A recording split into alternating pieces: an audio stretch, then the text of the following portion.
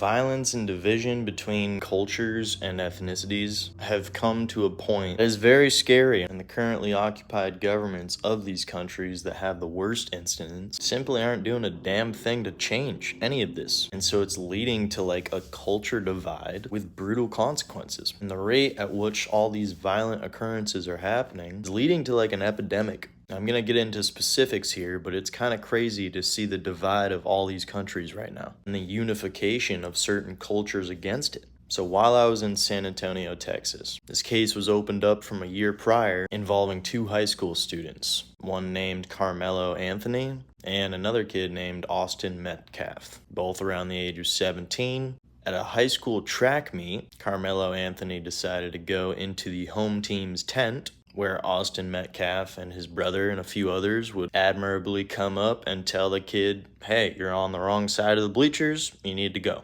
Apparently, reports say that they asked him over 15 times, and all throughout the interaction, Carmelo Anthony was refusing to leave, even threatening them, saying, touch me and see what happens. So instead of just leaving the tent when asked, he decided to provoke them. Austin Metcalf pushed him out of the tent.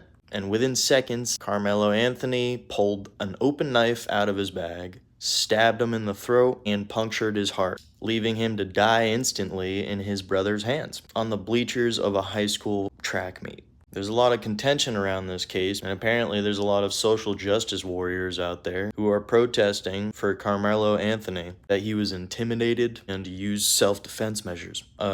He punctured his heart with enough force to break his ribs, was sitting on the opposite team's bleachers under the only tent that was there, refusing to leave and even provoking an incident. This same kid, Carmelo Anthony, got suspended from school 2 months prior to this incident for having a knife in his fucking bag at school. Seems like he was just waiting for an opportunity to use this weapon. He received a light sentence of 35 years in prison and eligibility for parole after 17 years. The racial killings lately have been insane. This is what I was talking about in the beginning. Whether it's Austin Metcalf's situation, Irina Zarutska, Henry Novak, or this recent case from Belfast on Stephen Ogilvy. This is what I mean by an epidemic. In places like the UK, that Henry Novak situation was disgusting to see because the UK police arrested a kid that was stabbed. And the kid was from the UK, and the assaulter was foreign and was allowed to hold a weapon because of his religion. Meanwhile, the law restricts its own citizens from holding weapons. So there's an invasion in our countries from people from foreign lands, and the governments that are supposed to protect its own citizens are giving them more rights than us.